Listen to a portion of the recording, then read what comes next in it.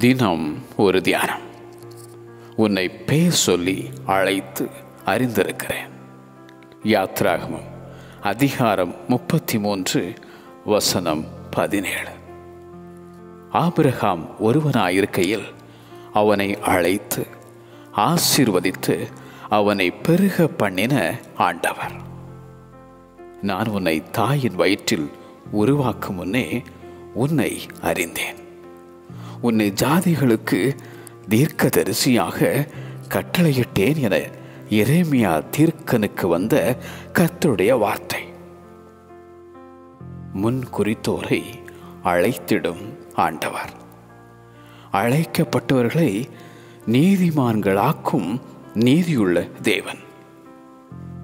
நீதிமான்களை மகிமைப்படுத்திடும் அந்த மகிமையுள்ள தேவன்.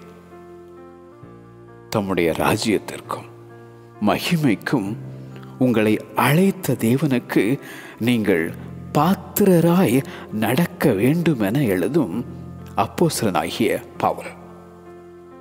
அறிந்து அழைத்து அபிஷேகித்து அவரை அறிவிக்க உன்னை அழைத்த அந்த ஆண்டவர் இயேசு. உன்னை அழைத்தவர் உண்மையுள்ளவர், மரண பரியந்தமும் நடத்துவார். உன்னை பேர் சொல்லி அழைத்து அறிந்திருக்கிறேன். உன்னை பேர் சொல்லி அழைத்து அறிந்திருக்கிறேன். ஆமென்.